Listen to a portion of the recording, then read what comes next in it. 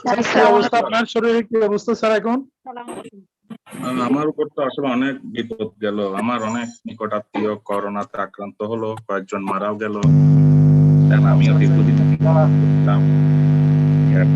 আপনাদের দোয়ায়। আপনার স্বাস্থ্য ভালো এখন?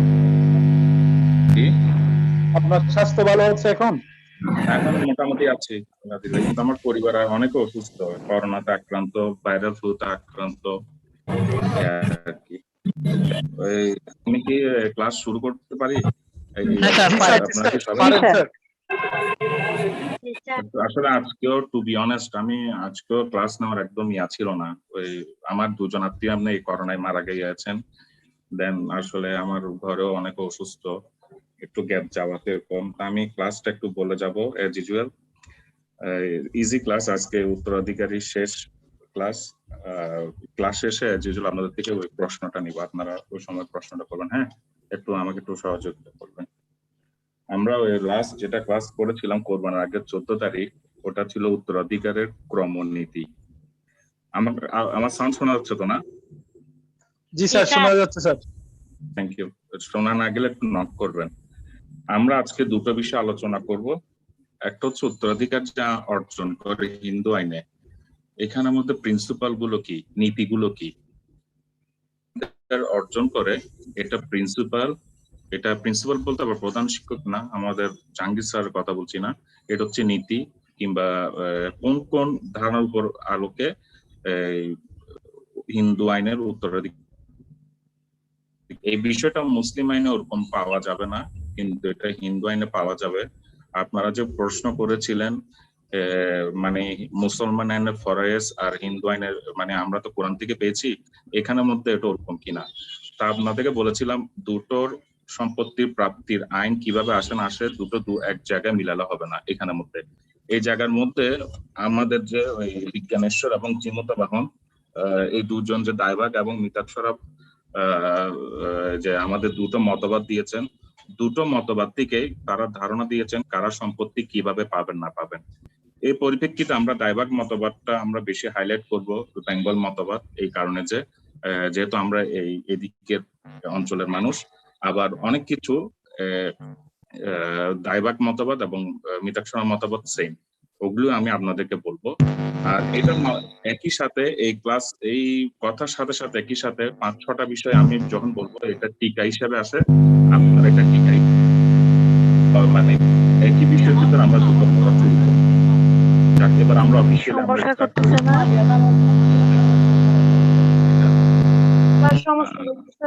স্যার সাউন্ড ডিস্টার্ব করতেছে। এখন শোনা যাচ্ছে? জি স্যার, এখন শোনা যাচ্ছে। প্লিজ সবাই মিউট করেন, আসলে সবাই মিউট না করলে এই অবস্থাগুলো হয়। আচ্ছা, আমাকে একটু প্লিজ কোঅপারেশন করবেন। আমি অন্যবার এভাবে বলিনি, আজকে এভাবে বললাম। আমি একটু আমাকে একটু ইয়া করবেন, কোঅপারেশন করবেন। আসলে আমি বলবো এনার্জি শক্তি তো আমাকে, আমি জ্বর আক্রান্ত ছিলাম টানা 1.5 সপ্তাহ। একটু আমি ভয় পেয়ে গেছিলাম আমাকে সেকেন্ড টাইম কোনো কোভিড আক্রান্ত করেছি কিনা, বাট আল্লাহর রহমতে আমি ওই জায়গা থেকে উত্তরণ হয়েছি, কিন্তু আমার আশেপাশে সবাই কোভিড আক্রান্ত এখানের মধ্যে। দেখো, প্রথম হচ্ছে পিণ্ড থিওরি, পিণ্ড নীতি। আমরা আসছি কোথায়, কিভাবে সম্পত্তিটা হিন্দু আইনে অর্জন করে তার নীতিগুলো। প্রথম ক্লাসে পড়েছে উত্তরাধিকারের ক্রমনীতি, সপিণ্ড সাকুল্য সমানদক, মানে একজন আসলে আরেকজন পাবে না, আরেকজন পাবেন, এরকম করতে করতে পিণ্ডর, এরপর আমরা সপিণ্ডর ধারাবাহিকতা আলোচনা করেছিলাম প্রথম ক্লাসে গত 14 তারিখ। আজকে হচ্ছে উত্তরাধিকার যে অর্জন করছে, এই উত্তরাধিকারের সূত্রগুলো কি কি, নিয়মগুলি কি কি। তো প্রথম হচ্ছে পিণ্ড থিওরি। পিণ্ডটা কিরকম, দায়ভাগ মতামতে পিণ্ড বলছে কি, যারা মৃত ব্যক্তির আত্মার কল্যাণের জন্য, আত্মিক মুক্তির জন্য, সাধনার জন্য যারা পিণ্ড দান করেন, তারা মৃত ব্যক্তির সম্পত্তির অর্জন করতে পারেন। আর ফ্র্যাঙ্কলি স্পিকিং যদি বলে, এটা যদি আপনাদের আরো ইজি বা বোঝা হয়, এমনি তো পিতা মারা গেলে সন্তান পাবে, হ্যাঁ, কিন্তু তবুও হচ্ছে কি যারা পিণ্ড দান করে ওরাই। আর মিতাক্ষরা মতবাদে, ওটা আমরা পার্থক্য সময় আমরা পড়েছিলাম, আপনারা দেখেছিলেন। মিতাক্ষরার মতে পিণ্ডর ব্যাখ্যাটা ভিন্ন। এটা হচ্ছে রক্ত নৈকট্য, সম্পর্কের নিকট যারা, তাদেরকে বলে সপিণ্ড। তফাৎটা কি, দায়ভাগের মধ্যে যারা মৃত ব্যক্তির আত্মার সাধনা, আধ্যাত্মিক কল্যাণের জন্য পিণ্ড দান করছেন, তাদেরকে বলতেছে সপিণ্ড। আর মিতাক্ষরার মধ্যে ওরকম না। মিতাক্ষর হচ্ছে যারা রক্তের নৈকট্যের সম্পর্ক কাছাকাছি তাদেরকে বলতে সপিণ্ড, আর সপিণ্ড মোতাবেক সম্পত্তি অর্জন করে, এটা হচ্ছে সপিণ্ড, এটা হচ্ছে পিণ্ড থিওরি। এরপরে আসি আমরা ওই সেকেন্ড পয়েন্ট যেটা, সেটা হচ্ছে মহিলা উত্তরাধিকারী। মহিলা উত্তরাধিকারী দুটো সিস্টেমে সেম, 5 জন মহিলা আমরা নাম পেয়েছি, বিধবা, কন্যা, মাতা, পিতামহী, প্রপিতামহী, মানে father's mother and father's mother. আপনারা মুসলিম আইনে পাবেন how low soever and how low soever, যত ঊর্ধ্বতম যত নিম্নতম। এরকম মধ্যে আমরা 5 জন মহিলার নাম পাই, 5 জন মহিলা সম্পত্তি পাবে। আর কোন ক্ষেত্রে পাবে, আমি 14 তারিখে যে কমেন্ট দিয়েছি আপনারা এদের ভাগটা দেখে নেবেন। কেউ 4 নম্বরে আছে, কেউ 7 নম্বরে আছে, কেউ 13 নম্বরে আছে, কেউ 17 নম্বরে আছে, এরকম। তাহলে 4 জন মহিলা সম্পত্তি পায়। এরপর আরেকটা বিষয়, স্ত্রী ধন সম্পত্তি, মহিলার সম্পত্তি যেটা বলে ওমেন্স প্রপার্টি, এটা নিয়ে একটা বিশাল চ্যাপ্টার আছে পরবর্তীতে। মহিলারা জীবন সত্ত্ব অর্জন করে, এটা সবাই জানে। মহিলারা জীবন সত্ত্ব অর্জন করে। জীবন সত্ত্ব মানে কি, লিমিটেড ইন্টারেস্ট, উনি বেঁচে থাকা পর্যন্ত এটা ভোগ করতে পারবে, কিন্তু বেচা বিক্রি করতে পারবে না। কিন্তু কোন মহিলা যদি নিজের সম্পত্তি অর্জন করে কিংবা দান মূল্য সম্পত্তি পান, সেটা ওমেন্স এর নিজের প্রপার্টি। তাই হিন্দিতে স্ত্রী ধানা এই শব্দটিকে আমরা বাংলায় স্ত্রী ধন বলি, মানে স্ত্রীর ধন সম্পত্তি, নিজের পার্সোনাল প্রপার্টি। এই প্রপার্টি মূলে একজন মহিলা সে নিজের সম্পত্তি পায়, আবার ওই মহিলা মারা গেলে তার উত্তরাধিকারী সম্পত্তি পায়, সেটা কন্যা হোক কিংবা পুরুষ হোক। স্ত্রীধন সাথে নারী সম্পত্তির পার্থক্য কি, স্ত্রীধনের সাথে বিধবা নিয়ে সম্পত্তির পার্থক্য কি, এটা আমাদের একটা পৃথক চ্যাপ্টার আছে, ওখানে গিয়ে আমরা নিজেরাই পড়বো, এবং এটা খুব গুরুত্বপূর্ণ একটা বিষয়। নারী সম্পত্তি, নারী সবসময় সীমিত সম্পত্তি অর্জন করে, লিমিটেড ইন্টারেস্ট, জীবন থাকা পর্যন্ত। কিছু ব্যতিক্রম ছাড়া উনি সম্পত্তি বিক্রি করতে পারেন না। ওগুলি ধরেন মৃত ব্যক্তির ওই যে পিণ্ডর জন্য যদি কোনো খরচ যায়, উনি যদি কোনো উইল করে যান, উইল প্রবেট এগুলি করে যান। ওই যে একটু আগে বলেছি বিধবা সম্পত্তি নিয়ে, স্ত্রীধন সম্পত্তি নিয়ে যখন আলোচনা করব, সেখানে বিধবা নারী কোন সময় সম্পত্তি বিক্রি করতে পারে ওটা নিয়ে একটা বিশাল একটা চ্যাপ্টার আছে, একটা ব্যাখ্যা আছে। তাহলে প্রথম বললাম যারা পিণ্ডদান করে ওরা সম্পত্তি অর্জন করে। এরপরে বললাম মহিলা, 5 জন মহিলা, ওরা সম্পত্তি অর্জন করে। এরপরে আমি বললাম নারী সম্পত্তি, নারী স্ত্রীধন সম্পত্তি, যেটা মহিলা নিজে সম্পত্তি অর্জন করে, যেহেতু নিজে ভোগ করতে পারছেন, বাট ওনার সম্পত্তিটা ওনার ওয়ারিসদের কাছে চলে যাবে। এই কথাটা আমি কেন বললাম, পার্থক্যটা কি, নারীর সম্পত্তি, স্ত্রীধন সম্পত্তি। স্ত্রীধন সম্পত্তি যখন ওই স্ত্রী মারা যাবেন, মানে যে স্ত্রী ওনাকে কেউ ভালোবেসে দিয়েছেন, দান মূল্যে দিয়েছেন, উপাস্য দিয়েছেন, কিংবা যিনি কিনেছেন, এই সম্পত্তিটা উনি মহিলা মারা গেলে তার নিকটতম যিনি ওয়ারিশ ও সন্তান, কন্যা, ওদের কাছে চলে যাবে। বাট স্ত্রী সম্পত্তি ছাড়া অন্য যেগুলো সম্পত্তি আছে, নারী সম্পত্তি, বিধবা সম্পত্তি, কিংবা অন্য যে কোনো মহিলা সম্পত্তি, ওরা সীমিত সত্ত্ব অর্জন করে। ওই মহিলা যখন মারা যায়, তাহলে ওই মহিলা যার থেকে সম্পত্তি পেয়েছেন তার কাছে চলে যাবে। রিভার্স শব্দটা মানে প্রত্যাবর্তন। আমি মারা গেলাম, আমি ধরেন হিন্দু সম্প্রদায়ের মানুষ, আমি যখন মারা যাই তখন আমার স্ত্রীটা জীবিত থাকা অবস্থায় একটা সত্ত্ব অর্জন করবেন, ভোগ করবেন। আমার আত্মা, আমি মারা গেলে আমার আত্মা এবং ওগুলির জন্য প্রয়োজনীয় সম্পত্তি আদালতে পারমিশন নিয়ে খরচ করবেন। কিন্তু আমার স্ত্রী যখন মারা যাবেন, তখন সম্পত্তিটা আমার স্ত্রীর উত্তরাধিকারের কাছে চলে যাবে না। ওই সম্পত্তিটা আবার আমার যেসব অন্যান্য উত্তরাধিকার আছে, আমার ভাই বোন, ওদের কাছে চলে যাবে। এই প্রক্রিয়াটাকে বলে রিভার্সনার। আর এই প্রক্রিয়ায় যারা সম্পত্তি পায় এদেরকে বলে ভাবি উত্তরাধিকার। জিনিসটা কি বুঝতে পেরেছেন নাকি কোনো জায়গায় কঠিন লাগছে এই বিষয়টা? নারী সম্পত্তি এবং স্ত্রীধনের সম্পত্তি, আমার কথা কি বুঝতে পেরেছেন? জি স্যার, বুঝতে পারছি। হ্যাঁ, আর আমি তো বারবার বলেছি, আমার যদি কোনো কনসেপ্ট কোনো সমস্যা হয়ে থাকে, বদরুদ্দিন স্যারের বইটা দেখবেন, ওখানে আছে সবকিছু। তবে এটা আমি সামারিলি বললাম, পরীক্ষা খাতায় এত বিশাল দরকার নাই। এটা আসলে পরের লেকচারটা আমি একটু ডিটেলস বল দিলাম জিনিসটা। তাহলে স্যার, উত্তরাধিকার সূত্র কি 3টা? পিণ্ড নীতি, মহিলা উত্তরাধিকারী, নারী সম্পত্তি, এরপরে কি স্যার কিছু আছে? আচ্ছা, অনেক আছে, আমি বলবো, শেষ হলে আমি বলবো। আচ্ছা স্যার, ঠিক আছে। তাহলে এই ভাবি উত্তরাধিকার যেটা বললাম, রিভার্সনার বললাম, এটা টিকা আকারে আসে, পাশে টিকা দিয়ে লিখে রাখেন, ঠিক আছে? Short notes. মহিলা মারা গেলে, মারা যাওয়ার পর যার থেকে সম্পত্তি পেয়েছে তার কাছে চলে যাবে, প্রত্যাবর্তন হবে, এবং ওই মৃত ব্যক্তি যারা অন্যান্য পুরুষ উত্তরাধিকারী আছে তাদের কাছে এটা সম্পত্তিটা চলে যাচ্ছে গিয়ে। এই প্রক্রিয়াটাকে ইংলিশে রিভার্সনার বলে, বাংলায় এভাবে যারা সম্পত্তি পাচ্ছে, যেহেতু ভবিষ্যতে আমি সম্পত্তি পাবো, এটাকে ভাবি উত্তরাধিকার বলে। পাশে টিকাও লিখে রাখবেন, পাশে ভাইবাও লিখে রাখবেন। মানে এটা যদি আপনাকে শর্ট কোশ্চেন হিসেবে ভাইবা জিজ্ঞেস করে সেটাও বলবেন, আর পরীক্ষায় যদি আসে রিভার্সনার বলতে কি বুঝো, ভাবি উত্তরাধিকার বলতে কি বুঝো, তখন এটা উত্তর এটা দিবেন। আচ্ছা, এবার উত্তরাধিকারের সূত্র। দায়ভাগ মোতাবেক নর্মাল উত্তরাধিকার থিওরিটা ফলো করে, যেটা মুসলমান সম্প্রদায় ফলো করে, যেটা দায়ভাগ মতামত ফলো করে। মানে পিতা মারা গেলে পিতার থেকে আসতেছে, তার সন্তানরা পাচ্ছে, কিংবা দাদা যদি বেঁচে থাকা অবস্থায় পিতা মারা যায়, তাহলে দাদা মারা গেলে তার নাতি পাচ্ছে, পতি পাচ্ছে, 3 জেনারেশন পর্যন্ত। এটা উত্তরাধিকার সূত্র। আর মিতাক্ষরার মধ্যে উত্তরাধিকারের সাথে উত্তরজীবী সূত্রটা ফলো করে। উত্তরজীবী মানে কি, যে ব্যক্তি যৌথ প্রপার্টির মধ্যে উত্তরজীবী আসে, অন্য জায়গায় একটা উত্তরজীবী আসে না, সার্ভাইভারশিপ। মানে আমি যখনই জন্মগ্রহণ করছি তৎক্ষণাৎ আমার একটা সত্য ক্রিয়েট হয়েছে, যেটা দায়ভাগের সিস্টেম নাই। দায়ভাগ হচ্ছে পিতা মারা গেলে তখন সন্তানের কাছে আসতেছে। আর মিতাক্ষরে বলতেছে কি, এটা পিতা যদি জয়েন্ট প্রপার্টি থেকে পৃথক হয়ে নিজে কোনো সম্পত্তি অর্জন করে, নিজের অর্জিত অর্জন সম্পত্তি, ওই ক্ষেত্রে সন্তানরা উত্তরাধিকারী হিসেবে পাবে। আর পিতা যখন জয়েন্ট প্রপার্টিতে থাকবে তখন তারা উত্তরজীবী হিসেবে থাকবে। উত্তরজীবী মানে কি, যখন পিতা মারা যাবে তখন ওদের কাছে সম্পত্তিটা আসতেছে।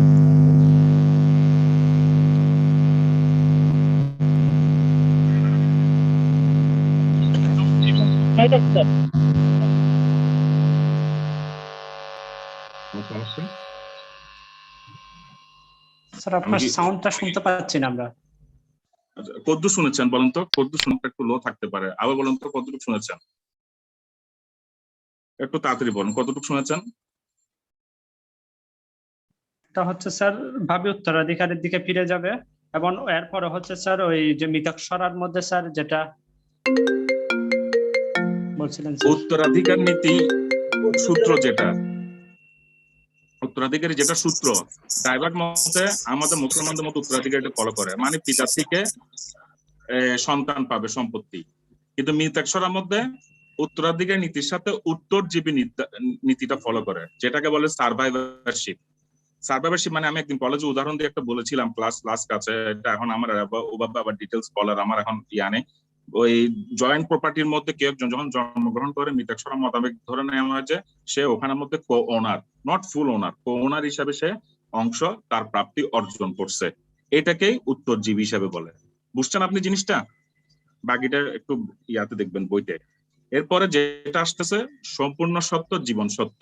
এগুলি এক একটা হচ্ছে, আমি যেটা আজকের হেডিং দিয়ে যেটা শুরু করলাম, কিভাবে বিভিন্ন নীতির আলোকে সম্পত্তি অর্জন করে, এই সমস্ত নীতিগুলো আমি আলোচনা করছি। এরপরে হচ্ছে সম্পূর্ণ সত্য, জীবন সত্য। সম্পূর্ণ সত্য হচ্ছে একজন পুরুষ মৃত ব্যক্তির থেকে যে সম্পত্তি পায় সেটা সম্পূর্ণ সত্য। আমি হিন্দু সম্প্রদায়ের একজন, আমি মারা গেলাম, আমার থেকে আমার পুত্র সম্পত্তিটা পাচ্ছে, সেটা হচ্ছে সম্পূর্ণ সত্য। আমার অধস্তন যিনি, উনি এটা বেচা বিক্রি স্বাধীনভাবে সবকিছু করতে পারবে। কিন্তু একটু আগে যে বললাম, আমার স্ত্রী যে সম্পত্তিটা পাবে বিধবা হিসাবে, সেটা হবে সীমিত সত্য। তাহলে আমার পুত্ররা যে সম্পত্তি পাবে সেটা হচ্ছে সম্পূর্ণ সত্য, আমার স্ত্রী যেটা পাবে সেটা হচ্ছে সীমিত সত্য। শেষ। এবার আসি যেগুলো আলোচনা করবো, প্রত্যেকটা টিকা আকারে আসবে। নীতি টিকা দুটো একসাথে। একটা হচ্ছে গত ক্লাসে আমাকে জিজ্ঞেস করেছিলাম, বললাম যে আমি এই ক্লাসে বলবো, সেটা হচ্ছে প্রতিনিধিত্ব মতবাদ, বা বলে doctrine of representation. Doctrine of representation সোজাসুজি কিছু না, এটা হচ্ছে পিতা সম্পত্তি পুত্র পাবে, দাদা সম্পত্তি নাতি পাবে। আমাদের মুসলিম আইনে তো 1961 সালের আইনের পূর্বে, এর আগে মানে দাদা থাকা অবস্থায় যদি পিতা মারা যায় তাহলে সন্তানের সম্পত্তিটা পেত না। হ্যাঁ, ওটা তো 14 জুলাইতে অ্যামেন্ডমেন্ট করে আসছে এখানের মধ্যে। কিন্তু ডক্ট্রিন অফ রিপ্রেজেন্টেশন বা প্রতিনিধিত্ব মতবাদ যেটাকে বলে, এটা টিকা আকারে আসে, এটা লিখে রাখেন পাশে। প্রথম একটা টিকা বলেছি ভাবি উত্তরাধিকার রিভার্সনার, এবার আরেকটা বলছি ডক্ট্রিন অফ রিপ্রেজেন্টেশন। সরি,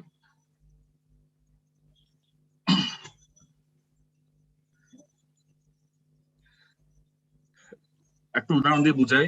দাদা মারা গেল 3 সন্তানকে রেখে, তাহলে বাবা মারা গেল 3 সন্তানকে রেখে, তাহলে বাবার সম্পত্তি 3 সন্তান 3 ভাগে পাবে, ঠিক আছে? এটা বুঝছেন? হ্যাঁ, তাহলে এই যে 3 সন্তান কিসের পাচ্ছে? বাবার প্রতিনিধি হিসেবে পাচ্ছে না? উত্তরাধিকার মানে কি? ডাইরেক্ট প্রতিনিধিত্ব, জি স্যার। রিপ্রেজেন্টেটিভ তো, হ্যাঁ, প্রতিনিধি হিসেবে পাচ্ছে। এই সংক্ষেপে আমি বুঝালাম এটাকে বলে প্রতিনিধিত্ব মতবাদ।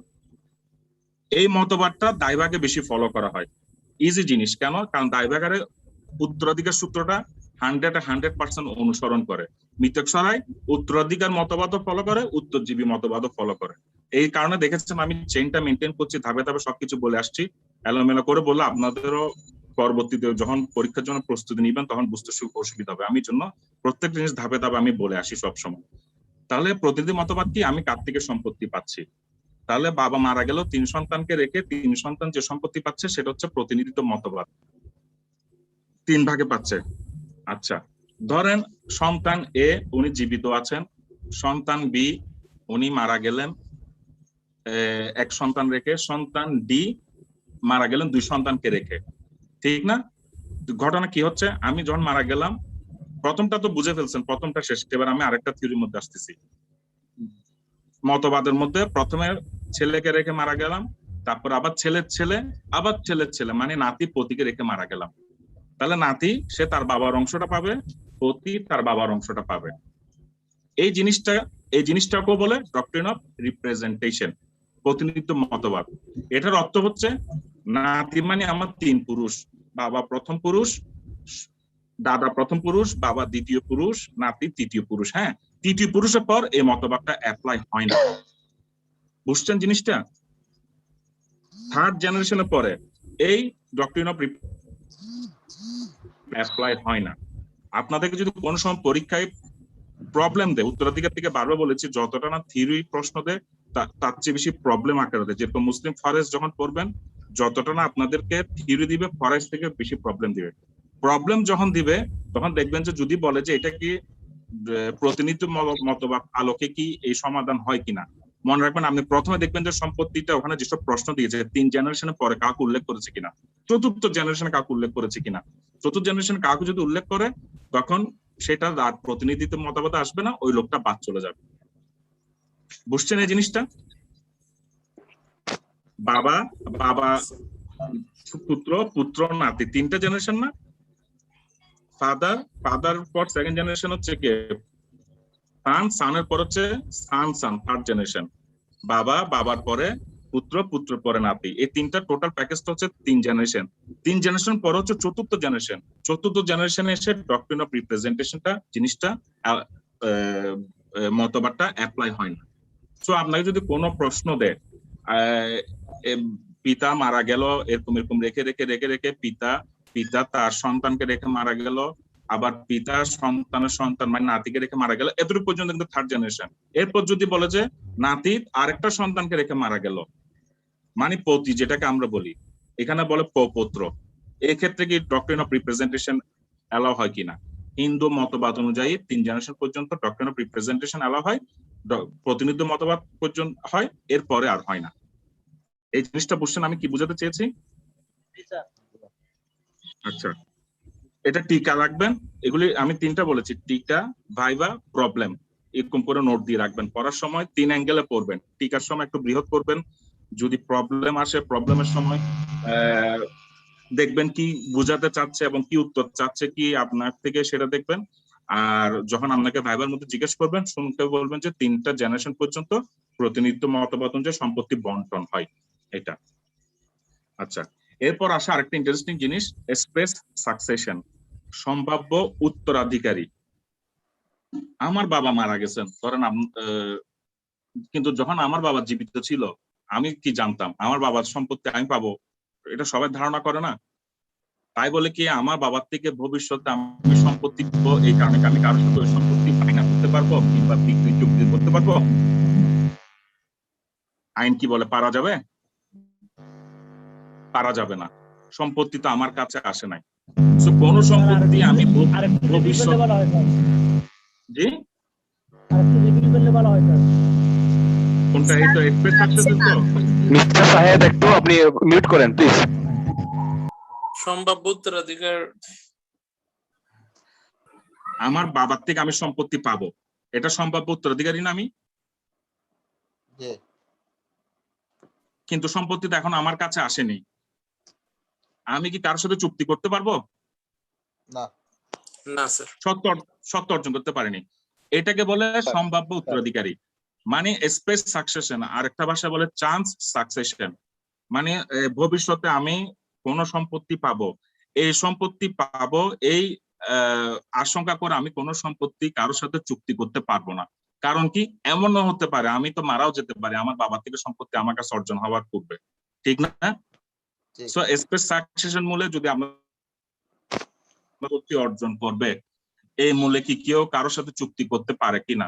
উত্তর সিঙ্গেলে লিখে দিবেন যে যদি প্রবলেম আকারে আসে না, এই নীতির আলোকে, আমরা তো সব নীতি পড়তেছি, এই নীতির আলোকে যেহেতু সম্ভাব্য মানে ভবিষ্যতে আসবে, যেটা এখনো আসে নাই, এই কারণে কোনো ব্যক্তি কোনো সম্পত্তির চুক্তি করতে পারে না। বুঝছেন জিনিসটা এবার? স্যার মিতাক্ষরে তো পারবে না। সম্ভাব্য ইট মিনস এখনো আসেনি, এটা কোনো আইনে পাচ্ছে না। সম্ভাব্য ফিউচার। মিতক্ষারে একটা জিনিস হয়, আপনি যেটা বলছেন, মিতক্ষারে ধরেন কোন ব্যক্তি আপন ভাই চাচাকে রেখে, মানে আপন ভাই চাচা, হ্যাঁ, উনি ধরেন অকৃতদার, আনমেরিড পার্সন। একটু আমি একটু আজকে একটু ইয়ে হচ্ছে, একটু অন্যভাবে নিবেন না, একটু আমার খুব ব্যথা আজকে অনেকদিন ধরে গলায়, ঠান্ডা জনিত কারণে। স্যার আজকে ক্লাসটা স্কিপ করেন স্যার, আপনার ক্লাস নিতে কষ্ট হচ্ছে স্যার। না না না, আমি শেষ করি, কারণ আছে আমি আগামী ক্লাসও নিতে পারবো কিনা জানি না। আপনাদের কি বুঝতে কষ্ট হচ্ছে কোনো, আগে এটা বলেন। না না স্যার, না না স্যার, স্যার, না না স্যার। স্যার, আপনি স্যার জোর দিয়ে না বলতেছেন স্যার, যে না আপনার স্যার। কষ্ট শুধু হচ্ছে। নেটে প্রবলেম হওয়ার কারণে রিপিট করানোর জন্য বলতেছি স্যার। না না না না না না, আমি শেষ করে ফেলি জিনিসটা, বার্ডেন রেখে লাভ নাই এটা। আর আমাদের কোর্ট খুলে ফেলছে তো, এখন মনে হয় সব টিচারদের একটু সমস্যা হবে ক্লাস নিতে, খালি আমার না, এরকম।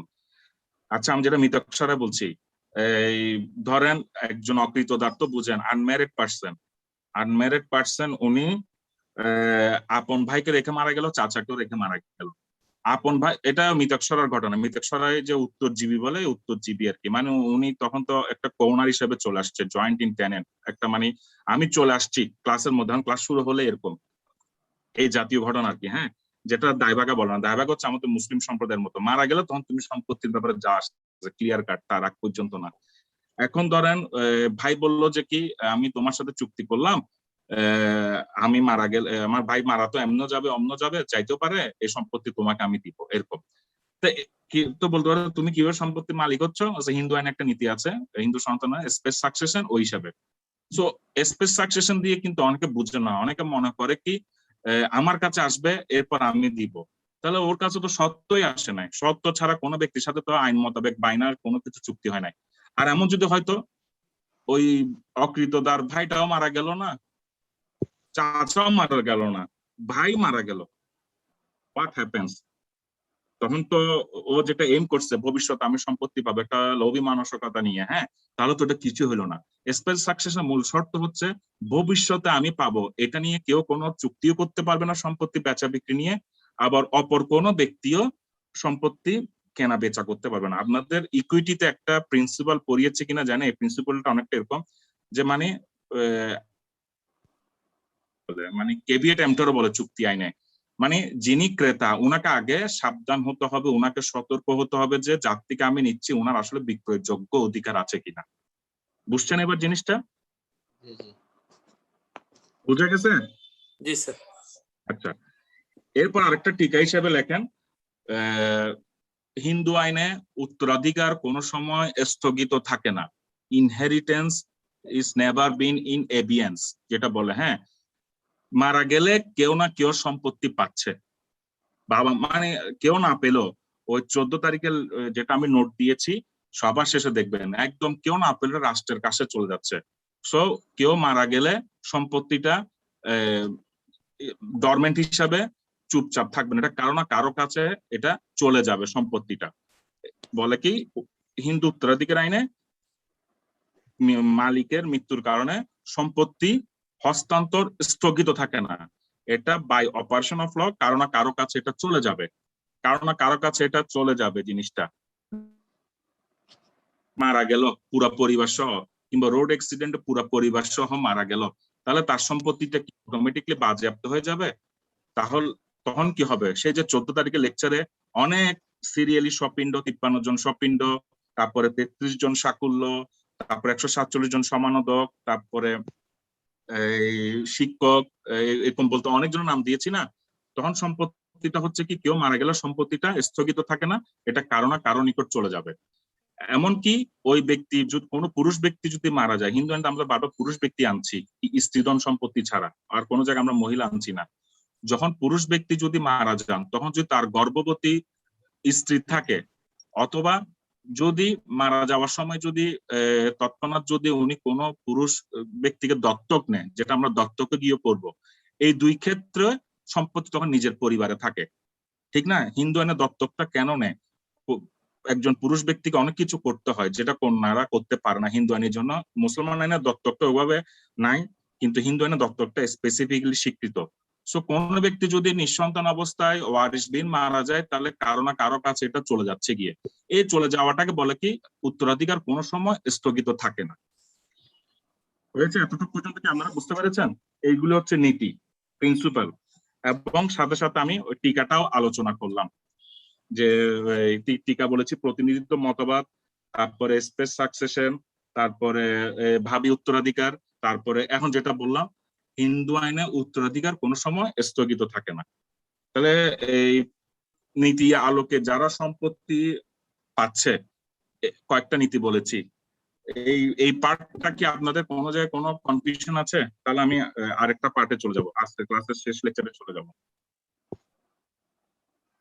প্রথম যে এতক্ষণগুলি নীতিগুলো বললাম, যেসব নীতির আলোকে হিন্দু আইনে সম্পত্তি অর্জন করতেছে, বিভিন্ন যে ব্যাখ্যা দিলাম, আর সঙ্গে পাশাপাশি টিকাও বললাম, একই জিনিস। এগুলি কি বুঝতে কোন জায়গায় আপনাদের কোনো সমস্যা হয়েছে? কাইন্ডলি একটু বলেন। স্যার স্যার, 3 জেনারেশনের যে বিষয়টা বলছিলেন স্যার, ওটা যদি সম্পূর্ণটা স্যার যদি আরেকবার আলোচনা করেন স্যার ভালো হবে। এটা হচ্ছে প্রতিনিধিত্ব মতবাদ, ডক্ট্রিন অফ রিপ্রেজেন্টেশন। প্রতিনিধিত্ব মতবাদ মূলত দায়ভাগের মধ্যে একটু বেশি ইয়া হয়, কি বলে যে কি, দায়ভাগের মধ্যে হয়, পুরুষদের মধ্যে বেশি এটা দেখা যায়। কারণ দায়ভাগ মোতাবেক কি, দায়ভাগ মোতাবেক সম্পত্তি ওপেন হয় মারা গেলে, মৃতক করার মতো, জন্মের মতো না। কেউ মারা গেলে আমাদের মুসলিম সম্প্রদায়ের মতো তখন সম্পত্তিটা পাবে। এই ঘটনা ঘটছে, মৃত ব্যক্তি মারা যাওয়ার পর সম্পত্তিটা ট্রান্সফার হচ্ছে। ট্রান্সফার হওয়ার পর্যন্ত সম্পত্তিটা, তাহলে আমি একটা উদাহরণ দিই, তাহলে আর একটু বুঝবেন। ধরেন এই মিস্টার রামচন্দ্র, ওনার সম্পত্তি, ওনার এক পুত্র অনিল, আর এক পুত্র সুনীল, আর এক পুত্র ধরেন কি, ধরে নেন একজন, ধরেন রমেশ, 3টা নাম বললাম না? তাহলে মিস্টার রাম মারা গেলে এই 3 জন যে সম্পত্তি পাচ্ছে, সেটা হচ্ছে প্রতিনিধিত্ববাদ, পিতার থেকে যে সম্পত্তিটা পাচ্ছে। সোজা কথা, মুসলমান যে আমরা সম্পত্তি পাই, আমরা বলি কি ফরায়েজ মতে, কিংবা কি বলে যে আমরা কি লিখি দলিলের মধ্যে, পিতার মরণে মুসলিম ফরায়েজ মতে সম্পত্তি,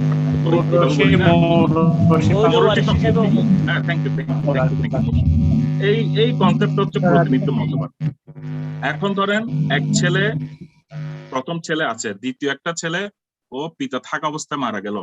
মারা গেছে কি, ধরেন আমি 3টা নাম বললাম না, তার মধ্যে একটা ছেলে ধরেন জীবিত আছে, ওটা বাদ দেন, একটা ছেলে জীবিত আছে। প্রথম তো 3 জনে 3 ভাগ করে পাচ্ছে, 3 ভাগ করে সম্পত্তিটা বন্টন হবে। তার মধ্যে ধরেন মাঝখানে যিনি ছিলেন, ওই ছেলেটা ধরবেন পিতা থাকা অবস্থায় মারা গেল, তার ইয়াকে রেখে, ধরেন 2 সন্তানকে রেখে মারা গেল, ঠিক আছে? তাহলে ওই ব্যক্তি 2 সন্তান হচ্ছে কি, মূল সম্পত্তির মালিকের কি নাতি না? জি স্যার, নাতি। তাহলে মূল সম্পত্তির মালিক প্রথম, তার সন্তান হচ্ছে দ্বিতীয়, নাতি হচ্ছে কি তৃতীয় না? তৃতীয়।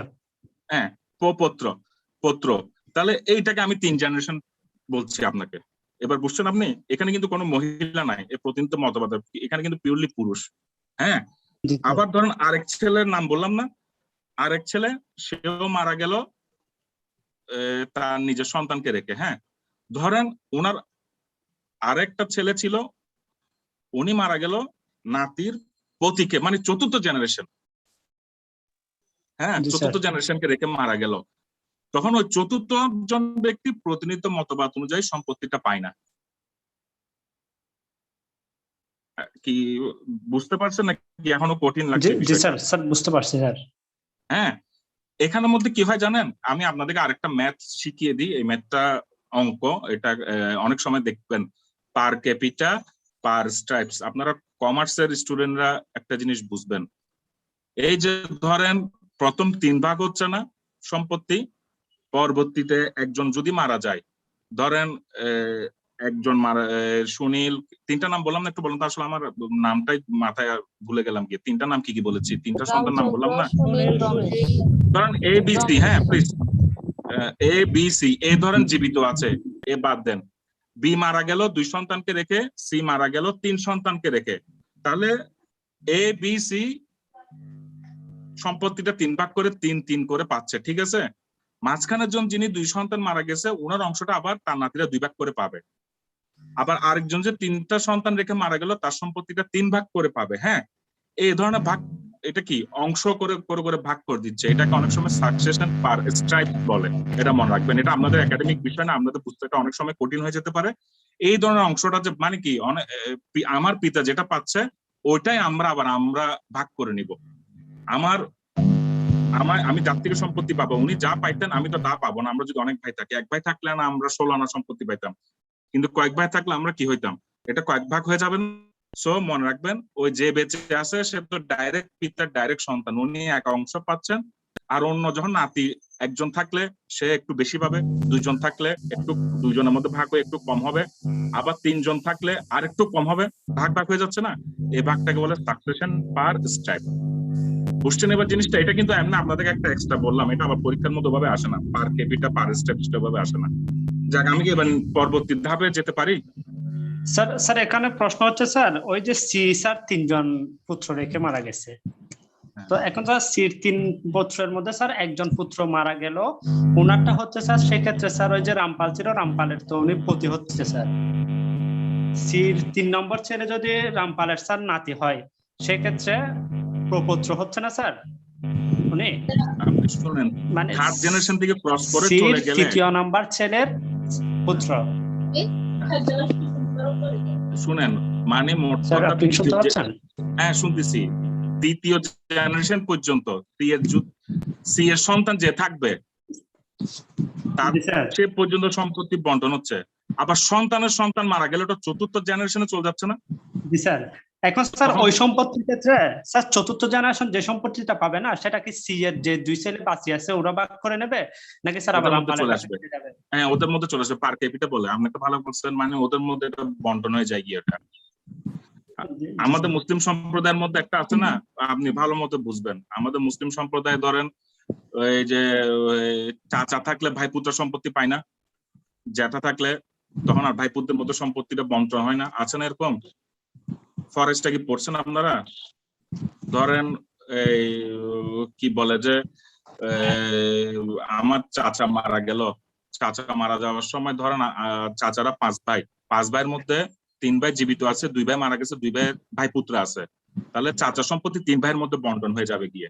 ফরেস্ট কি পড়ছেন ওখানের মধ্যে? ঠিক এই নীতিটার মধ্যে এখানে এরকম, মানে 3য়র মধ্যে বন্টন হয়ে যাচ্ছে কি, 4র্থ পর্যায়ে যাচ্ছে না। ওকে, আমি কি আপনি কি ক্লিয়ার হয়েছেন জিনিসটা? জি স্যার। আচ্ছা স্যার, একটা প্রশ্ন স্যার, মৃত ব্যক্তির এ বি সি 3 জন পুত্রের মধ্যে দেখা যাচ্ছে বি তো মৃত, তো বি এর যে 2 পুত্র আছে তারা 2 জনেই সন্ন্যাসী, সেক্ষেত্রে তারা তো সম্পত্তি পাবে না, না? আমি তো ওই জায়গায় আসতেছি, এই জায়গায় বলেন, ওই জায়গায় আসতেছি, এর পরের টপিক তো ওখানে, এই জায়গাটা একটু বলেন, মানে যে অংশটা আলোচনা করছি ওই অংশটাই শেষ করে ফেলি।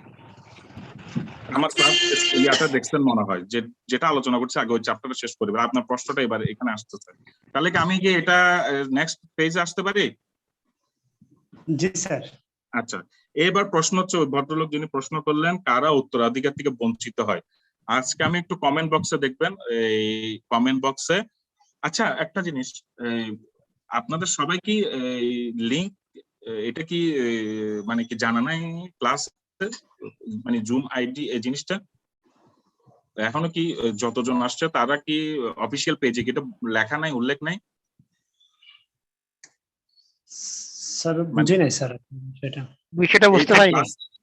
এই যে ক্লাসটা হচ্ছে একটা জুম আইডির মধ্যে হ্যাঁ উইথ পাসওয়ার্ড, এটা কি আপনারা ফার্স্ট ইয়ারে যতজন ছেলে আছে সবার কাছে কি জিনিসটা মেসেজটা কি পৌঁছে নাই? এই যে স্যার প্রায় 400-র উপরে স্যার স্টুডেন্ট অবগত আছে এই বিষয়টা সম্পর্কে, কারণ স্যার 400 প্লাস স্টুডেন্ট স্যার আমাদের বিভিন্ন গ্রুপের সাথে যুক্ত আছে, মেসেঞ্জার গ্রুপ, হোয়াটসঅ্যাপ গ্রুপ মিলে 400 প্লাস স্টুডেন্ট। আমি একটা সঙ্গতার কারণে একটু প্রশ্নটা করলাম জিনিসটা। ওই আজকে আমি কমেন্ট বক্সে দেখবেন কারা উত্তরাধিকার থেকে বঞ্চিত হয়, কয়েকটা আমি দিয়েছি। এই উত্তরাধিকার থেকে যে দেওয়ার উদ্দেশ্য হচ্ছে কি অনেক সময় এইগুলি ভাইবার থেকে জিজ্ঞেস করে, যেমন উনি একটা ভদ্রলোক বললো সন্ন্যাস গ্রহণ করতেন, উনি উত্তরাধিকার হয় কিনা, এই কিনা সে এরকম। আমি কয়েকটা পয়েন্ট দিয়েছি আজকের কমেন্ট বক্সে দেখবেন ক্লাস শুরু হওয়ার কিছুক্ষণ আগে, এগুলো একটু নোট করে রাখবেন, ভাইবা হিসেবে নোট করে রাখবেন জিনিসটা। আচ্ছা, আপনি যিনি জিজ্ঞেস করছিলেন সন্ন্যাস কথা বোঝা যাচ্ছে। আজকে ক্লাস শুরু হওয়ার আগে আমি একটা কমেন্ট বক্সে কারা কারা এখন যে লেকচারটা আলোচনা করছি কারা কারা সম্পত্তি থেকে বঞ্চিত হয় একটা আমি নোট। আচ্ছা যাক, এখন একজন জিজ্ঞেস করলেন না ওই সন্ন্যাস গ্রহণ করলে কি সম্পত্তি পাবে কিনা, আপনি কি আছেন? জি স্যার আছি স্যার।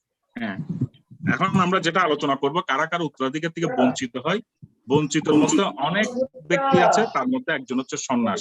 হ্যাঁ, ওটা হচ্ছে যদি লাস্ট পয়েন্ট। যারা সন্ন্যাস ব্রত ধারণ করেন তাদেরকে ধরে নেওয়া হয় যে ওরা সংসার জীবন, পার্থিব জীবন থেকে সরে গিয়ে একটা আধ্যাত্মিক ধর্মীয় জগতে চলে গেছেন, তো তাদেরকে মৃত হিসেবে কাউন্ট করা হয়। তো আপনি যে বলেন বিয়ের ছেলে যদি সন্ন্যাস হয়ে থাকে তাহলে ওই সম্পত্তিটা আর পাচ্ছে না, বুঝছেন জিনিসটা? জি স্যার।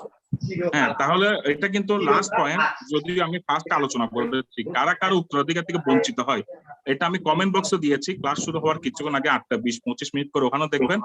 আবার আপনি যেহেতু জিজ্ঞেস করেন তার মধ্যে অন্যতম একজন হচ্ছে সন্ন্যাস।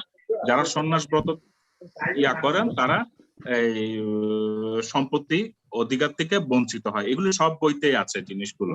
তা আমি কয়েকজন ব্যক্তির নাম বলে যাই, এগুলি দেখবেন। প্রথম হচ্ছে অসতিত্ব। আচ্ছা, কেন বঞ্চিত হয় এগুলি মনে রাখতে হবে, কারণ মানে আপনি সম্পত্তিটা আপনার কাছে কোনো কি ট্রান্সফার অফ প্রপার্টির মতো আপনি ক্রয় করে আসতেছেন না। আপনি একটা সম্প্রদায়ের মানুষ, ওই সম্প্রদায় যেভাবে আপনাকে বিধিনিষেধ দিয়েছে ওই বিধিনিষেধ ফলো করলে তাহলে আপনাকে ওই সম্প্রদায়কে আপনি সম্মান করছে, এটা বোঝা যাচ্ছে। কিন্তু যদি কোনো কারণে আপনি যদি ধর্মীয় দৃষ্টিকোণ থেকে একটু যদি ডিরেইলড হয়ে যান গিয়া, তাহলে ধর্মে তো আপনাকে ওভাবে স্বীকৃতি দিবে না। দেখেন না মিডিয়াতে দেখছেন না, আমি তো সবকিছু তো বলতে হয় না।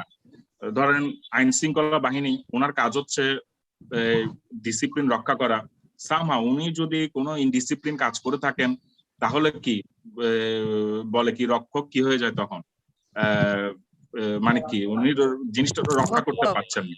ঠিক হিন্দু আইনে সম্পত্তি অর্জন করার জন্য আপনাকে পিওরলি হিন্দু সম্প্রদায়ের যেসব আচার কৃষ্টি বিধি বিধান নিষেধ যেগুলি বলে দেওয়া হয়েছে ওগুলো অনুসরণ করলে আপনার কাছে সম্পত্তিটা হস্তান্তর হচ্ছে। কিন্তু যদি আপনি এখানের মধ্যে কোনো ব্যতিক্রম করতে যান তখন আপনাকে এখান থেকে সম্পত্তি থেকে বঞ্চিত করছে। তার মধ্যে প্রথম আছে মহিলাদের ক্ষেত্রে। হ্যাঁ, মহিলা যদি স্বাভাবিক উনি যদি ব্যভিচারিণী হয়ে থাকেন, অসতীত্বমূলক নেগেটিভ অ্যাটিটিউড কোনো কাজ করে থাকেন, তাহলে উনি পুরুষ ব্যক্তি থেকে, ওনার স্বামী হোক পিতা হোক যে কোনো ব্যক্তির থেকে হোক, উনি সম্পত্তি অর্জন করতে পারবেন না।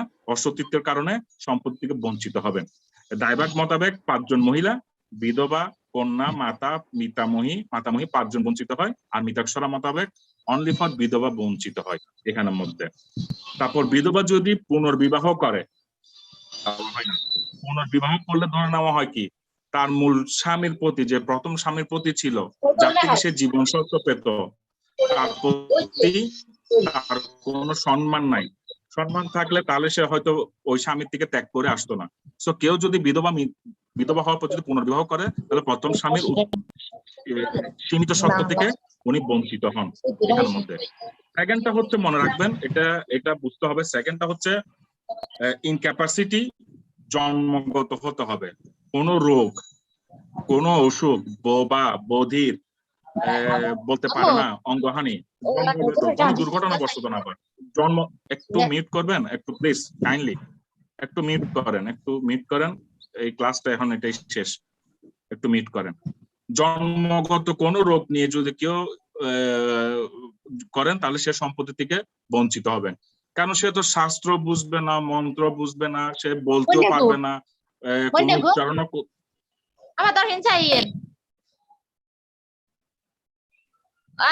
কেউ হেল্প করবেন একটু। এই কুলসুমা মিস্টার মিস্টারকে মিস হচ্ছে। এই কুলসুমা আপা, আপনি কি কানে কম শুনেন? আপনি ক্লাসে বলছেন, আপনি ঘরের মারে ডাকতেছেন, মোবাইল দেখবেন না?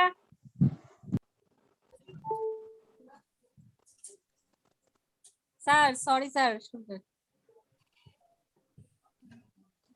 এই প্রবলেমের কারণে সম্পত্তি থেকে বঞ্চিত হয়। হ্যাঁ, ওই যে কারণ বধির, ও তো শাস্ত্র বলতেও পারবে না, বুঝতে, তো ওখান থেকে আরেকটা হচ্ছে ধর্ম পরিবর্তন এবং জ্ঞাতিচ্যুতি। হিন্দু আইনে কিন্তু অরিজিনাল মনে রাখবেন, ধর্ম পরিবর্তন করলে সম্পত্তি পায় না, ধর্ম পরিবর্তন করলে সম্পত্তি পায় না। আমরা আপনাকে যে বদরুদ্দিন স্যারের কথা বলি, উনি একটা গবেষণায় করে 75 না 76 কেরালাতে মনে হয় যেখানে ক্লাস নিতেন ভিজিটিং প্রফেসর হিসেবে, একটা উনি গবেষণা করে দেখলেন ব্রিটিশরা খুব চালাক ছিল। হ্যাঁ, হিন্দু আইনে অরিজিনাল হচ্ছে মুসলমান আর হিন্দু আইনের মধ্যে একটা জায়গায় মিল সম্পত্তি না পাওয়ার ক্ষেত্রে, সেটা হচ্ছে ধর্ম পরিবর্তন আর হত্যা। এটা হিন্দু আইনও আছে, মুসলমান আছে। এই দুইটা ক্ষেত্রে হইলে যে হত্যাকারী আর যে ধর্ম পরিবর্তনকারী, এই দুইটা ব্যক্তি কিন্তু কোনো সম্পত্তি পায় না। হ্যাঁ, সো উনি একটা গবেষণা করে দেখলেন, একটা আইন পাশ হয়েছিল, এটার নাম হচ্ছে ফ্রিডম অফ রিলিজিয়ন অ্যাক্ট, ইংলিশে বলে the caste disabilities removals act. হ্যাঁ, মানে কাস্ট চেঞ্জ করলে সম্পত্তি পাবে, এরকম উনি গবেষণা করে দেখলেন যে কেন ব্রিটিশরা এই আইন চালু করলো।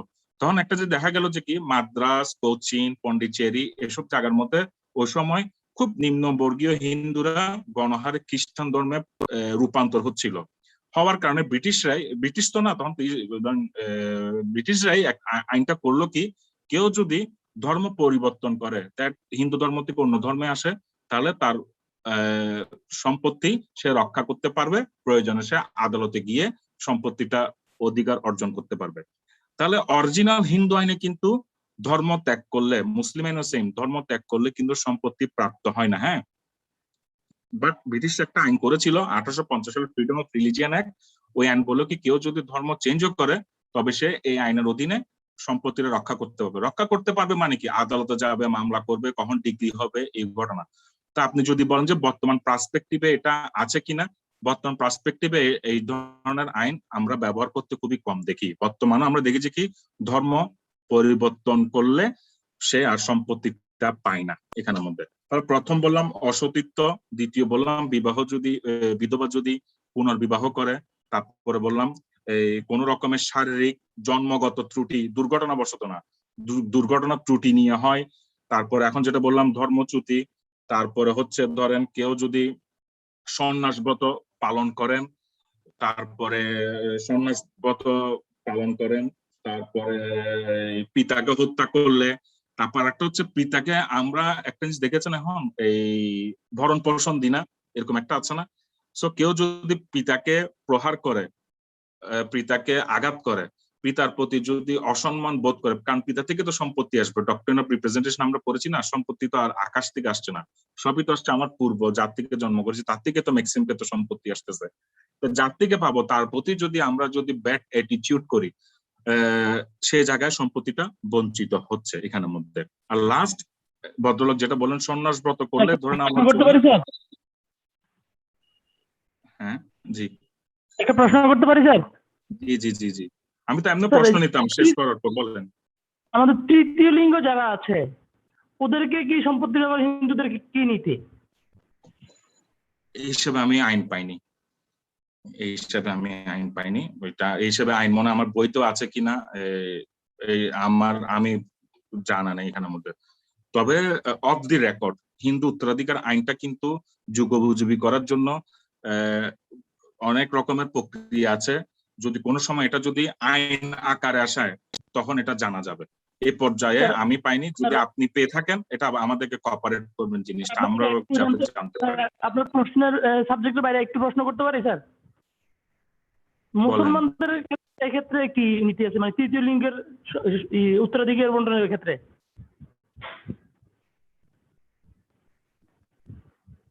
মুসলমান ক্ষেত্রে তো 2:1 পুরুষ মহিলা, এখানের মধ্যে তৃতীয় লিঙ্গ শব্দ তো নাই। তৃতীয় লিঙ্গ তো আসলে লিঙ্গ তো ইটসেলফ, সে তো একটা জিনিস আপনি তো বোঝা উচিত, সে তো ইটসেলফ, আমরা না তৃতীয় লিঙ্গ বলছি, হ্যাঁ, তার চরিত্রগতভাবে তো সে হয় নারী অথবা পুরুষ, সে তো নিজে চাইলে ডিক্লেয়ার করে একটা অবস্থান নিতে পারে, ঠিক না? এটার বিষয় হচ্ছে যদি কেউ দেখতে ছেলের মতো হয় তাহলে তাকে ছেলে হিসেবে গণ্য করা হবে, মেয়ের মতো হলে মেয়ে হিসেবে গণ্য করা হবে। একটা সেলফ ডিক্লারেশন বললাম তো, হ্যাঁ, আমরা মুসলিম আইনে তো 2:1 পড়ে আসছে, এটা তো আইন পড়ার আগে সবাই জানে, কিন্তু স্ত্রীলিঙ্গ ওরকম করে তো 2:1:1 এরকম তো আমরা পাইনি। যেটা পাইনি সে জায়গায় তো ধর্মীয় নিয়ে আসলে এরকম করে ব্যাখ্যা দাও আমার জন্য খুবই এটা বিয়ন্ড একটা কি বলবো, একটা ভালো এটা দেখাবে না আমি যদি কোনো একটা হুট করে একটা মন্তব্য করি জিনিসটা। স্যার আধুনিক কল্যাণকামী রাষ্ট্রের কি উচিত না স্যার, মানে ওদের দিকে তাকানো, মানে ধর্মের বাইরে গিয়ে? শেষ করি, ধর্ম তো ও যদি মহিলা বলে তাহলে সে কি 1% পাচ্ছে না? আর যদি সে যদি নিজেকে পুরুষ বলে সে কি পাচ্ছে না এখানের মধ্যে? কিন্তু তার অন্যান্য উত্তরাধিকারীরা কি মেনে নিবে সেটা, মানে ওয়ারিশরা? সেটা তো সম্ভব না, অথবা তার তো ওইরকম বৈধ কোনো কাগজপত্র নেই। কল্যাণকামী যখন বললেন, কল্যাণকামী লাস্ট ওয়েলফেয়ার স্টেটে তো অন্যতম একটা হচ্ছে ধরেন আমাদের সংবিধান, হ্যাঁ, ওই গত ক্লাসে না তার আগের ক্লাসে ইয়ানি আলোচনা করলো না ওই শিশুবাগ স্কুলটা নিয়ে, ওই যে স্কুল নিয়ে আলোচনা করলো যে এরকম লাস্টটা কি, তার তো সংবিধান একটা মৌলিক অধিকার আছে, ফান্ডামেন্টাল রাইটস। যদি দেশের মিউনিসিপাল আইনে যদি চলমান আইনে যদিও যদি কোনো প্রতিকার না পায় তখন তো সে সাংবিধানিক ভাবে রক্ষা করার জন্য সে চাইতে পারে, তখন আদালত ওকে নিজে জিজ্ঞেস করবে যে আপনি কোন বর্ণের মধ্যে, আপনি আপনার ধর্মের অনুযায়ী বর্ণ দুটো এখানে স্বীকৃত করতেছে, আপনি কোন বর্ণটা আপনি করবেন। আদালত তো কোরআনে গিয়ে হাত দিবেন না। আপনি তো জানেন মানে 61 সালে আইন করে অনেক আইব খানের কিন্তু জানা যায়, কিন্তু অনেক বড় বড় মুফতিরাও কিন্তু অ্যাটেন্ড করেনি। উনি যেহেতু সূরা নিসার একটা অংশ গিয়ে উনি হ্যাম্পার করেছিলেন যে পূর্ববর্তী পিতা মারা গেলে সম্পত্তিটা যে দাদার কাছে না গিয়ে যে সন্তানের কাছে আসবে, এরকম একটা আইন করতে গিয়ে এরপর কিন্তু কোনো আইন ধর্মে যেটা নাই সেটাকে নিয়ে কিন্তু কেউ ওভাবে কিন্তু কেউ ব্যাখ্যা করে নাই এখানের মধ্যে। সো এখানের মধ্যে এগুলো আইন আদালতের বিষয়। আর আমাদের ধর্মীয় এখানে একটু ফ্যানাটিকটা একটু খুব বেশি, বুঝছেন? এই ধর্ম নিয়ে বলতে গেলে একরকম সমস্যা হয়, ওই ধর্ম নিয়ে কিছু করতে গেলে একটা সিংহভাগ সংখ্যাগরিষ্ঠ দেশে মুসলমানরাও একরকম হয়। সো কল্যাণকামী রাষ্ট্র আমরা ঠিকই বলি, তার চেয়েও তো এটা একটা সংখ্যাগরিষ্ঠ দেশের মধ্যে অনেক কিছু কল্যাণকামীর মতো ওয়েলফেয়ার স্টেট এগুলি হতে গেলেও অনেক রকম সমস্যা। যাক আমরা একটা একাডেমিক বিষয় আসি এখানের মধ্যে। আর আরেকটা যেটা বললেন এটা মানে আমি হিন্দু আইনে বলছি না, আমি মুসলমান বিইং মুসলমান হিসেবে বলছি। ফরজের মধ্যে যেহেতু স্ত্রী পুরুষ এরকম করেই ডিভিশনটা হয়ে আসছে, হ্যাঁ, চাইলে কি কেউ ওই 200 বছর আগে একটা কোরআনে যেভাবে আসছে ওখানের মধ্যে কেউ কি ওটা ওখানে গিয়ে ব্যক্তিগত সিদ্ধান্ত দিতে পারবে? আসলে খুবই সেন্সিটিভ বিষয়, তো সব জায়গাগুলি মন্তব্য করা এবং প্রশ্ন করা আসলে খুবই একটা নাজুকের পরিবেশ সৃষ্টি করে এখানে। এই হচ্ছে ড্রাইভার কারা বঞ্চিত হয়। হ্যাঁ সম্ভব না জি, মন মানসিকতা আধুনিক না হলে সম্ভব না। হ্যাঁ আচ্ছা, এবার বঞ্চিত হলে একটা মনে রাখবেন, বঞ্চিত হলেও যিনি বঞ্চিত হচ্ছেন, ধরেন একজনকে বললাম না উনি অসুস্থ, উনি বোবা, উনি বধির, উনি সম্পত্তি বঞ্চিত হচ্ছেন, কিন্তু ওই সম্পত্তি থেকে ভরণ পোষণ তার সন্তানরা পাবে। হ্যাঁ, এটা মনে রাখবেন এই জিনিসটা। আর কেউ যদি দাবি করে যে উনি বোবা, উনি সম্পত্তি পাবে না, কিন্তু আমরা দেখতেছি উনি বোবা না। আপনি যে জিজ্ঞেস করেন উত্তরাধিকারীরা মানবে কি মানবেন, একটু আগে বললেন না, এটা বলে কি এভিডেন্স অ্যাক্ট অনুযায়ী আপনারা পড়বেন বার্ডেন অফ প্রুফ অথবা অনার্স অফ প্রুফ। কেউ যদি চ্যালেঞ্জ করে যে পার্টিকুলার ব্যক্তি সম্পত্তি পাবে না এই দুর্বলতার কারণে, এই লিমিটেশনের কারণে, তাহলে ওকে এই কারণে উনি সম্পত্তি পাবে না। হিন্দু আইনে মুসলমানের সব জায়গায় আছে। এই আজকে উত্তরাধিকারী ক্লাস আজকে এই পর্যন্তই কারো কি কোনো বুঝতে সমস্যা হয়েছে? স্যার প্রশ্ন করা যাবে স্যার এখন? এখন ক্লাস শেষে আমি একটু অবশ্যই বলেছি। স্যার এভিডেন্স একটে কি বললেন না বা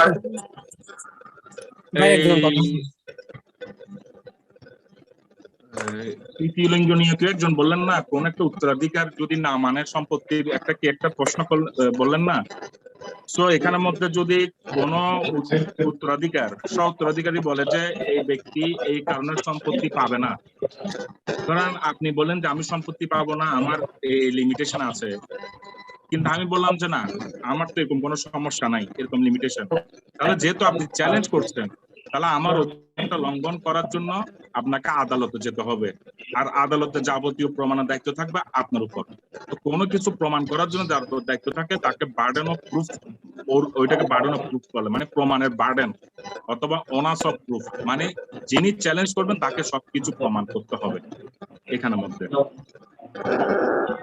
3 নম্বর যে পয়েন্টটা বলছেন শারীরিক এবং মানসিক অপরাগতার কারণে সম্পত্তি পাবে না, তাহলে অন্ধ বা বধির বা ওই ব্যক্তিটার ভরণ পোষণ বা মানে তার যাবতীয় দায়িত্বটা তাহলে আমি এখন লাস্ট বললাম না, ভরণ পোষণের কথা বলছেন, মানে তার একটু লাউডলি বলতে, আপনি কি ভরণ পোষণের কথা বলছেন?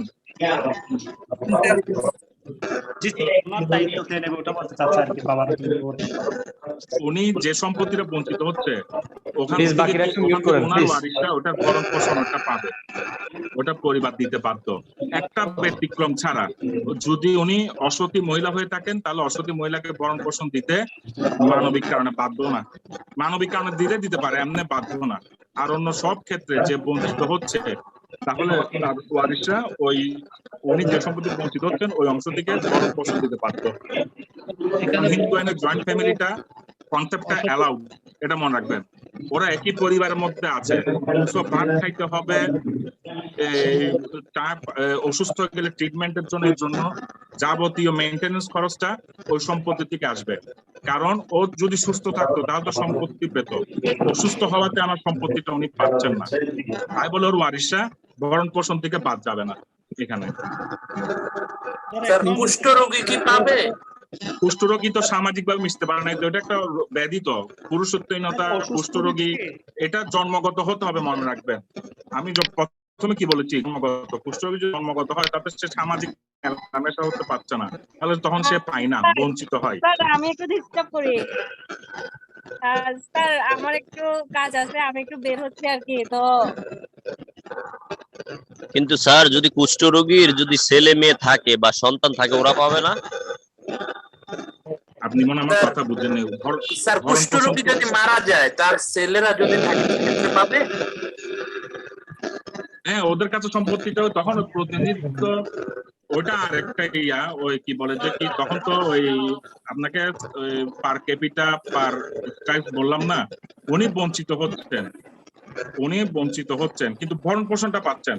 সম্পত্তি তখন তো অন্যদের কাছে চলে যাচ্ছে, গিয়ে অন্য উত্তরাধিকারীর কাছে চলে যাচ্ছে না সম্পত্তিটা, উনি যদি না পেয়ে থাকেন। স্যার, উনি মারা গেছেন, ঠিক আছে, জন্মগতভাবে উনি কুষ্ঠরোগী, তো তার 2টা ছেলে আছে, তারা তো সুস্থ, সেক্ষেত্রে তারা পাবে? উনি যখন মারা গেলেন তখন যদি উনি তো সম্পত্তি পান নাই, ঠিক না? জি স্যার। সম্পত্তি তখন থেকে সম্পত্তিটা চলে গেল কার কাছে? মানে দেখা গেছে চলে গেল না, তার পূর্বেই তার সন্তানটা মারা গেছে যিনি ওই কুষ্ঠরোগী ছিলেন। এখন ওই তার পুত্র আছে 2 জন যারা সুস্থ। যিনি কুষ্ঠরোগী বলছেন প্রথম তো উনি সম্পত্তি পায় নাই, ঠিক তো? স্যার, উনি মারা গেছেন স্যার পূর্বমিত, মানে যে ব্যক্তির সম্পদ এখানে বন্টন হচ্ছে ওই ব্যক্তির পূর্বেই তার কুষ্ঠরোগী যে পুত্রটা মারা গেছে, মানে পূর্বমিত। আচ্ছা, হ্যাঁ পূর্বমিত, হ্যাঁ হ্যাঁ। সেক্ষেত্রে পূর্বমৃত সম্পত্তি অর্জন হবার পূর্বে মারা গেছেন? জি স্যার। অর্জন হওয়ার পূর্বে মারা গেলে তো তাহলে তার প্রশ্ন আসছে না, তখন ওই 3 জেনারেশন ওই জিনিস থাকতেছে। মানে আপনি বলতে চাচ্ছেন বাবা তখনও বেঁচে ছিল, কুষ্ঠরোগী যখন মারা যায় তখন তার বাবা বেঁচে ছিল। জি স্যার, জি স্যার। হ্যাঁ, তাহলে তো ওই সময় পর্যন্ত কুষ্ঠরোগীর কাছে সম্পত্তির ডেভলিউশন যেটা বলে, মানে ইনহেরিটেন্স তো তখন পর্যন্ত ওপেন হয়নি, ঠিক না? তাহলে ওইটা সম্পত্তি তো ওই তখন সেকেন্ড জেনারেশন মারা গেল, তারপর যখন দাদা মারা যাবে তখন থার্ড জেনারেশন সম্পত্তিতে চলে যাচ্ছে। জি স্যার। স্যার যদি সেকেন্ড জেনারেশন স্যার অসুস্থ ব্যক্তি বেঁচে থেকে তারপর ওনার ইয়েটা পাবে, থার্ড জেনারেশন পাবে, সেক্ষেত্রে স্যার দেখা যাচ্ছে সেকেন্ড জেনারেশনের যিনি উনি বেঁচে আছে এবং উনি অসুস্থ, ওনার ছেলেরা সুস্থ, সেই ক্ষেত্রে কি স্যার ছেলেরা পাবে নাকি ছেলেরাও বঞ্চিত হবে? ছেলেরা ভরণ পোষণ পায়, কিন্তু সম্পত্তি তখন বাকি যারা জীবিত সুস্থ আছে ওদের মধ্যে বন্টন হয়ে যায় সম্পত্তিটা। স্যার আমার একটা বিশেষ প্রশ্ন ছিল স্যার, যিনি একটা কথা মনে রাখবেন, আমি একটু অন্যভাবে বলি, এটা আবার বাইরে ভাবে শেয়ার করবো। বর্তমান প্রেক্ষাপটে কিন্তু আইন আদালতে মামলা করে কিন্তু অসুস্থ ব্যক্তিকে বলে যে আমার বাবা সবসময় সুস্থ ছিল, আমি সম্পত্তি পাবো, বুঝছেন? এখানে কিন্তু কেউ ইয়া করে না, যখন সম্পত্তি দেয় না, বন্টন না, তখন যদি অন্যরা ডিফেন্স নেয়, উত্তরাধিকারী বলে যে ওই একটা বার্ডেন অফ প্রুফের কথা বললাম না, যে মানে এই কেউ অসুস্থ ব্যক্তি, তাই তখন হয় কি তার ওয়ারিশরা এসে বলে যে কি আমার father from the very beginning সুস্থ ছিল, উনি কোনো সময় অসুস্থ ছিল না, এগুলি কিছু রং এলিগেশন। কোর্ট বিলিং এ দেখবেন, কোর্ট বিলিং যখন আসবেন তখন মামলা করে যে কি আমাদেরকে বঞ্চিত করার জন্য এই টার্মটা ইউজ করছে, আদারওয়াইজ এগুলি সন্তানের ছেলেরা এসে কোর্টে মামলা করে যে মানে এই আমার বাবা সুস্থ ছিল। হ্যাঁ বলেন স্যার। অসুস্থতার ক্ষেত্রে স্যার কোন ধরনের গুণাকে স্যার কাউন্ট করা হবে স্যার? আচ্ছা স্যার, কুষ্ঠরোগী কি আপনার সম্পত্তি পাবেন, এটা কি হিন্দু এবং মুসলিম উভয় আইনেতেই নাকি না শুধু হিন্দু আইনে? আমি মুসলিম আইনে আলোচনা করতেছি না, হিন্দু আইনে বলছি। হিন্দু আইনে জন্মগত, সপ্তম রাখবেন, এগুলি জন্মগত হতে হবে, দুর্ঘটনাবশত কিংবা পরবর্তীতে হয়েছে ওরকম না, এগুলি সবসময় রাখবেন জন্মগত ডিজিজটা এখানে কাউন্ট করতেছে। আর এখানে আমি হিন্দু আইন নিয়ে আলোচনা করছি, এখানে মুসলিম আইন। আমি খালি মুসলিম আইনের একটা কথা উদাহরণস্বরূপ বললাম যে ধর্মান্তর আর হত্যা এই দুইটা আমাদের ইসলাম ধর্মেও সম্পত্তি থেকে মাহরুম হওয়ার জন্য, মানে বঞ্চিত হওয়ার জন্য আমাদের ধর্মের ইসলাম ধর্মের মধ্যেও আছে। আমি জাস্ট এই কথা বললাম।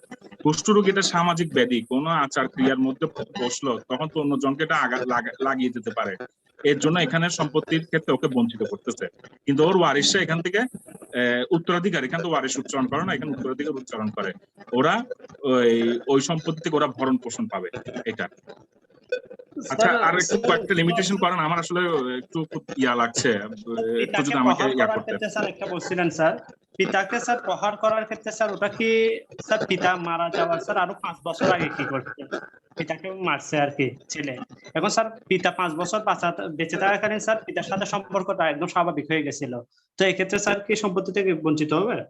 আচ্ছা, আপনার এসব প্রশ্ন ধরেন খুব প্র্যাকটিক্যাল প্রশ্ন, মানে বাস্তব ওরিয়েন্টেড প্রশ্ন, বুঝছেন? মানে বাস্তব ওরিয়েন্টেড প্রশ্ন। সাধারণত অনেক সময় তো আমরা এটাও দেখি যে পিতা উইল দান করে দিয়েও সম্পত্তি বঞ্চিত করে কোন সন্তান। হ্যাঁ, কি বলে যে কি যে প্রহার করছে ওকে দেয় না। এখন ধরুন আপনি বললেন 5 বছর পর সন্তানের সাথে সম্পর্ক ভালো হয়ে গেল, তখন হয় কি জানেন, ওইটা আর কি বার্ডেন অফ প্রুফ বললাম না, তখন অন্যান্য ওয়ারিশ যারা আছে তারা কি বলে চ্যালেঞ্জ করবে আর কি কোর্টে, হয়তো আমার পিতাকে পিটাইছিল, সাক্ষী আছে এরকম, আমার পিতাকে প্রহার করছে, অপমান করছে, হিন্দু আইনের ওই সূত্র অনুযায়ী, ওই নীতি অনুযায়ী আমার ভ্রাতা সম্পত্তি পাওয়ার যোগ্য না, তখন মামলা কন্টেস্ট হবে। আপনাগুলো হচ্ছে বাস্তব ওরিয়েন্টেড আজকের দিনের প্রশ্ন। আর আমরা তো আসলে ধর্মে কি কি জিনিস বলছে সম্পত্তি পাবে না, কোন কোন গ্রাউন্ড, আমরা ওগুলি আলোচনা করছি, এগুলি তো আরো বৃহৎ করা যায় বিষয়গুলো এখানে মধ্যে। স্যার এখানে কি স্যার শুধু স্যার প্রহার শেষ করে দিতে পারেন স্যার, আপনার স্যার যে কোনো অসম্মান আসবে স্যার ওখানে, যে কোনো ভাবে সম্মানহানি করা সামাজিক ভাবে? হ্যাঁ হ্যাঁ, সত্যতা আমি করলেও এখানে বলে সত্যতা মানে এনি নেগেটিভ অ্যাটিটিউড, পিতার প্রতি, কারণ পিতাকে তো এখানে ভগবান মানে পিতার অবস্থান তো বুঝতে হবে। হিন্দু আইনে পিতার অবস্থান কিন্তু অনেক ইয়াতে, পিতার থেকে তো সম্পত্তি গুলো ম্যাক্সিমাম আসতেছে। এখন যার থেকে পাচ্ছেন তার প্রতি যে কোনো রকমের আক্রোশবচক নেগেটিভ আচরণ করলেন, এটা প্রহার বলেন, তার প্রতি শত্রুতা বলেন, অনেক কিছু বলেন, হ্যাঁ, এই জাতীয় যে কোনো কিছু করলে বলছে উনি বঞ্চিত হবেন। এখন বঞ্চিত দেখলে আমরা তো মানে এই গ্রাউন্ড গুলো দেখছি, যার থেকে সম্পত্তি পাচ্ছেন তার প্রতি যদি ইয়া করেন। আচ্ছা, আমি কি আজকে একটু যদি ইয়া করেন, থ্যাংক ইউ স্যার। আমি ক্লাসটা শেষ করে দেন স্যার। আচ্ছা, একটু অনুরোধ করি। আচ্ছা, আমি আজকেরটা বুঝাতে পেরেছেন তো? আমি সর্বোচ্চ চেষ্টা করি যে আজকে নিয়ে কোনো কনফিউশন আছে?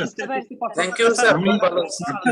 আমার ঘরে স্যার বেশি প্রবলেম হলে একটু মানে একদিন দুই দিন আগে একটু আমাদেরকে জানাই দিলে হয়ে যাবে। হ্যাঁ, এটা বলছি, আমার ঘরে আপনারা একটু সাবধান থাকবেন। এর জন্য আমি স্পেসিফিক্যালি একটা টেক্সটও দিয়েছি। হ্যাঁ, আমার ভাইপুত একটা গতকালকে আমার পাশের বাসা একদম দাওয়াল ওপার গতকালকে সেকেন্ড টাইম পজিটিভ এসেছে, বুঝছেন, 25 দিন পরেও। সো এই আমারও মানে অসুস্থ, যদি কোনো কারণে যদি আমি নেক্সট উইক না হয়, আমি হয়তো মেসেজ দিব। আপনারা এটা আবার ধরে নেবেন না যে আমি কোনো কারণে ক্লাসটা ইচ্ছাকৃতভাবে আমি গ্যাপ দিচ্ছি। হ্যাঁ, আর যদি ভালো লাগে আমি ইনশাআল্লাহ ওই দিন ক্লাস করে নিব। ভালো থাকবেন, দোয়া করবেন। স্যার পেয়ারা খাবেন স্যার, ভিটামিন সি সবচেয়ে বেশি স্যার, পেয়ারা খাবেন স্যার, আর সুস্থ থাকবেন স্যার। আমি গার্গেলও করছি, অসম্ভব গার্গেলও করছি। দোয়া রাখবেন। হ্যাঁ, আসি। স্যার আসসালামু আলাইকুম। আসসালামু আলাইকুম স্যার। আসসালামু আলাইকুম স্যার। আসসালামু আলাইকুম স্যার। আইবেরা কান স্যার, আইবেরা।